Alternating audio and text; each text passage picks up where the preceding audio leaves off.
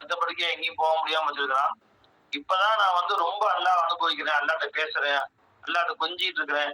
நான் நினைச்சு பாக்குறேன், இந்த லாய் லாயில மட்டும் எனக்கு கிடைச்சிருக்கலன்னு வச்சுங்க, இந்த உடல்நிலை சரியில்லாத நேரத்துல அல்லாஹ்வை நான் திட்டியிருப்பேன். யா அல்லாஹ், நான் தொழுகையில குறை வச்சனா, நோம்புல குறை வச்சனா, எனக்கு ஏன் அல்லாஹ் இந்த மாதிரி அப்படின்னு சொல்லி இப்பதான் அல்லாஹ் இப்ப வந்து லாய் லாயில விலகின பறக்கத்துல ஒவ்வொரு நாளும் இன்பமா கழியுது எஜமானே. இந்த அசைய முடியல, அந்த மாதிரி படுத்து கிடக்கிற நேரத்துல கூட ஒவ்வொரு நாளும் இன்பமா எனக்கு கழியுது எஜமானே அப்படின்னு எஜமா அடிக்கடி மெசேஜ் போட்டுட்டே இருந்தாங்க. இப்ப உடம்பு நல்லா போறது மெசேஜ் வர்றது இல்ல. உடம்பு நல்லா உடம்பு சரியில்லாம இருந்தா 3 மாசமா டெய்லி மெசேஜ் போட்டுருவாங்க.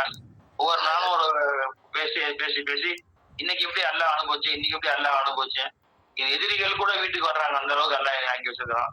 ரொம்ப சந்தோஷமா இருந்துச்சு அப்படின்னு ஒண்ணுன்னா டெய்லி மெசேஜ் போட்டாங்க. நல்லா ஆயிடுச்சு இப்ப போல தெரியுது. நடக்க ஆரம்பிச்சிட்டாங்க, மெசேஜ் வர்றது இல்ல.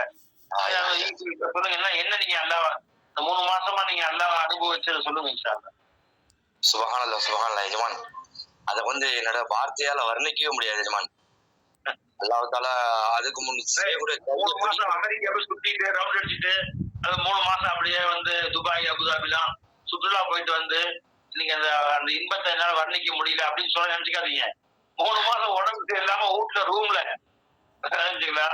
ஊர்ல ரூமுக்குள்ளார உட்கார்ந்து எந்திரிக்க முடியாம கைத்தாங்களா அடுத்தவங்க தூக்கி விடணும், அடுத்தவங்க கைத்தாங்களா உணவு ஊட்டி விடணும், அந்த நிலையில இருந்தாங்க கொஞ்ச காலம். அதை சொல்றாங்க, இந்த இன்பத்தை வார்த்தையால வர்ணிக்க முடியல அப்படின்னு சொல்லி. கவனிங்க, எல்லாம் கவனிச்சு கேளுங்க அவங்க பேசுறத. ஜி, அவங்க இப்ப டெய்லி என்கிட்ட 10 நிமிஷம் பேசி அனுப்புவாங்க. நான் ரசிச்சு கேட்பேன் அவங்களுடைய அந்த சொற்கெல்லாம். அல்லாஹ் ரொம்ப துவா செஞ்சுக்குவேன். யாரெல்லாம் தாயிலாயில அவர் கற்றுக் கொடுத்த அந்த பறக்கத்துல அவர் நல்லா அனுபவிக்கிறார், அவரு பறக்கத்தை கொண்டு எங்களை மன்னிச்சார்ல அப்படின்னு நான் துவா செய்வேன் அல்லாட்ட.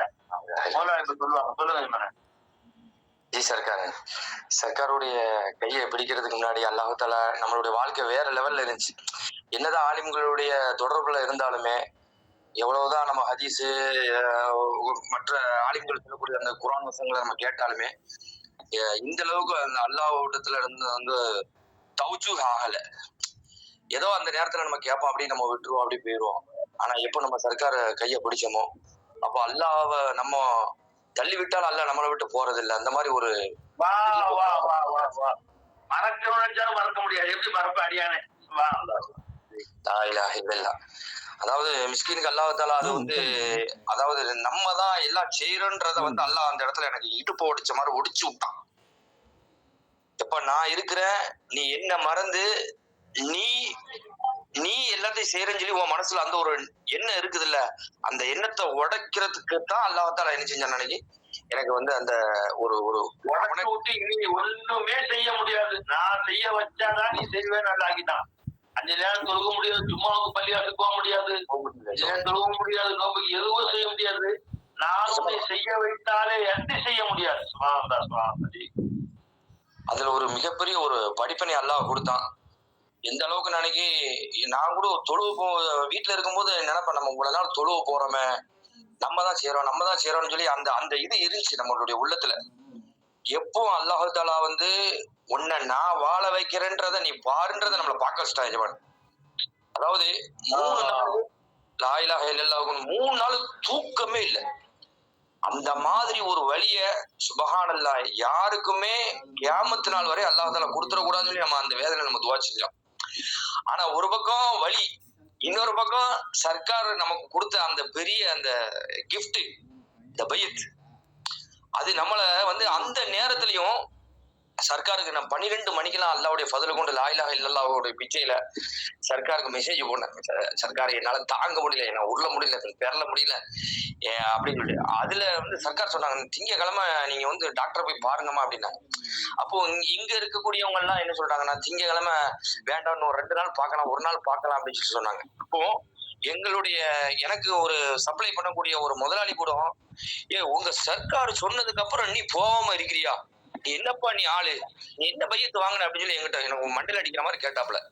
ஆனா இங்க உள்ள சூழ்நிலைகள் நம்மளை நினைச்சில நம்மளை அனுப்பல. சரி சரியாயிரும், எக்ஸசைஸ் பண்ணுங்க, மாத்திரை சாப்பிடுங்க அப்படின்னு. ஆனா அல்லாஹ் தாலா எப்படின்னா, அந்த 35 வருஷம் 40 வருஷமா என்னுடைய வயசுல நான் அவ்வளவு இன்பமா, அவ்வளவு ராகத்தா, எவ்வளவு சுகமா இந்த உலகத்தை நம்ம வந்து என்ன செஞ்சுட்டோம், அனுபவிச்சுட்டு இருந்தோம்.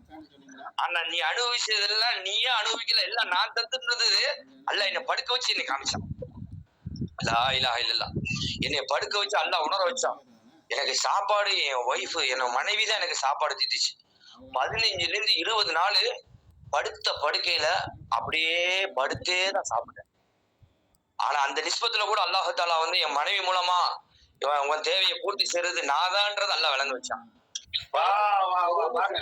லா இலாஹ இல்லல்லாஹ் இல்லாம மனைவி தேவை பூர்த்தி யாரும் இல்ல பூர்த்தி வச்சா பாருங்க. சுப்ஹானல்லாஹ் சுப்ஹானல்லாஹ். எத்தனை பேருக்கு வாக்கிங் இருக்கு அந்த மாதிரி. படுத்தபடியே ரொம்ப பேர் இருக்கிறாங்க.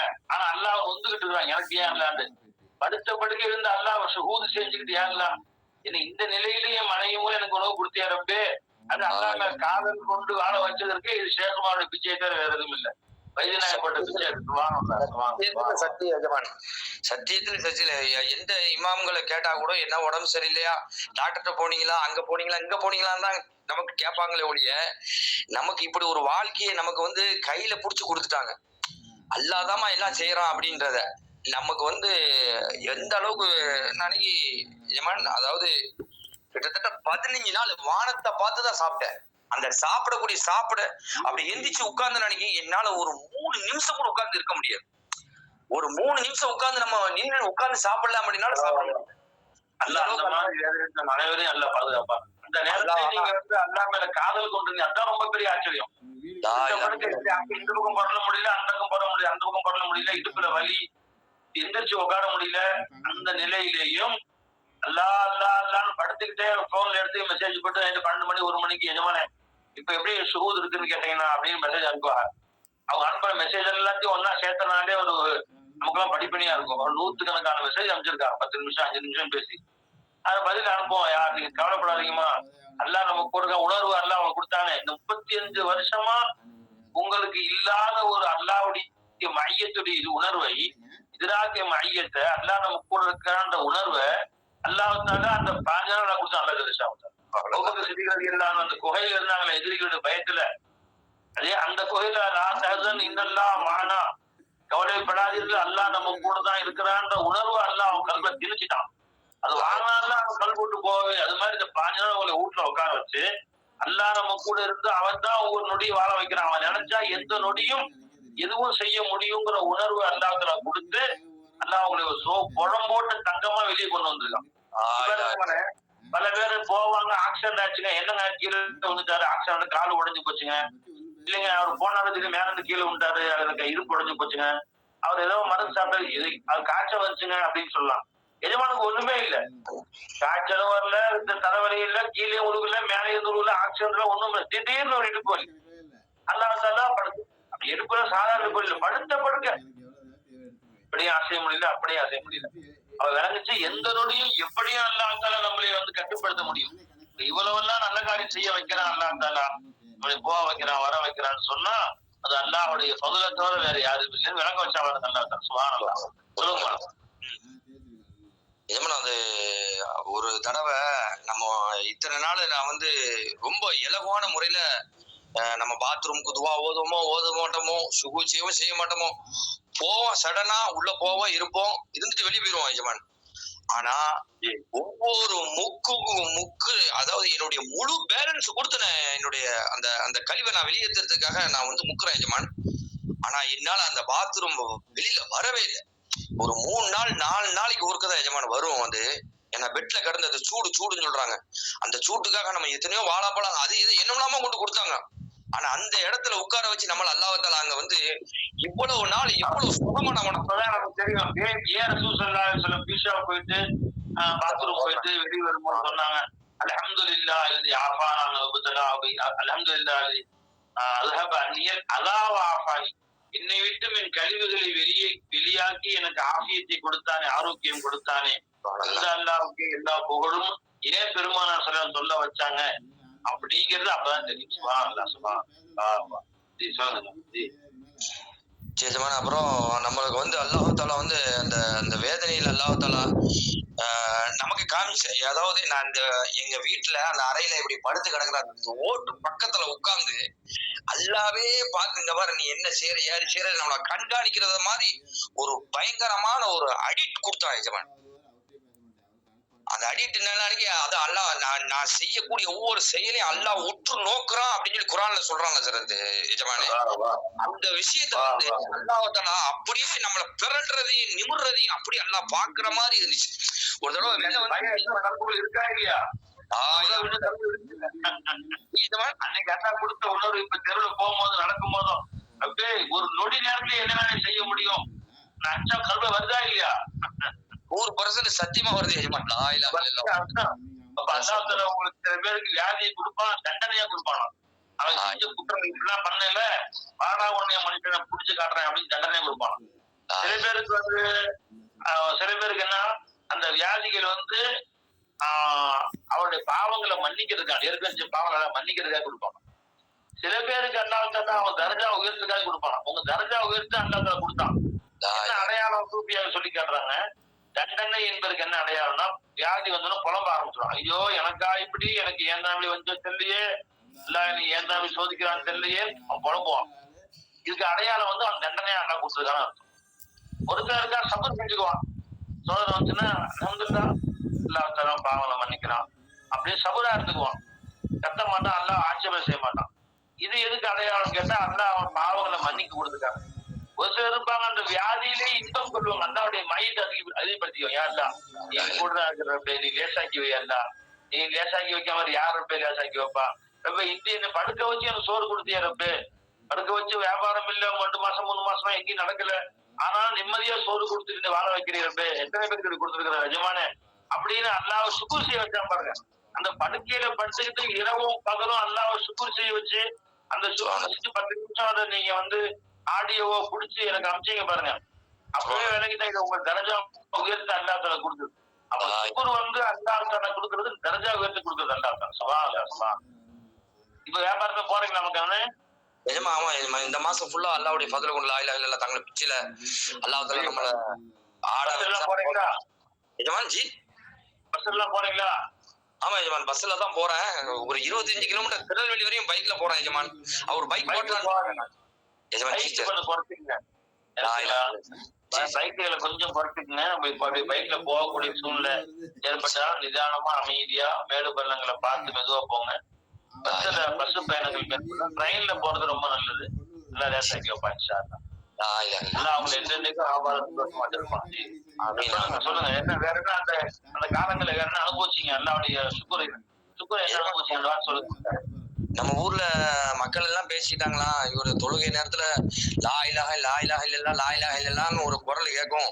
அந்த குரல் நம்ம ஊர்ல இப்ப கேட்கறது இல்ல, அவர் படுத்த படுக்கையா கிடக்குறாங்க அப்படின்னு சொல்லிட்டு மக்கள் எல்லாம் ரொம்ப கவலைப்பட்டதாக என்ன பார்க்க வந்த மக்களும் வந்து சொன்னாங்க. என்னப்பா உன் குரல் இல்லப்பா, இப்ப கேட்கவே இல்லையப்பா அப்படி இப்படின்ட்டு. பைத்தியம் மக்கள் எல்லாம் பைத்தியம் என்று சொல்லும் முறை கண்டிப்பா சொல்லுங்கன்னாங்களே.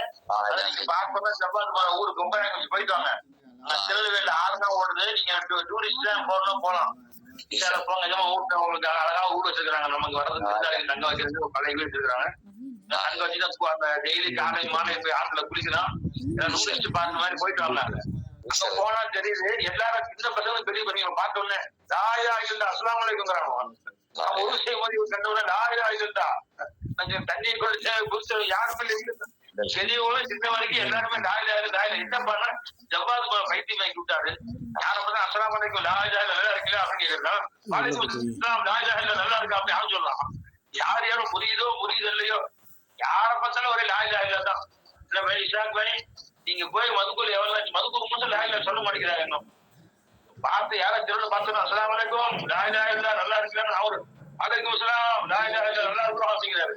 அவர் லாயிலா இல்ல பைத்தியமாவே இருந்து ஆக்கி விட்டாரு அவர். விளங்குங்களா?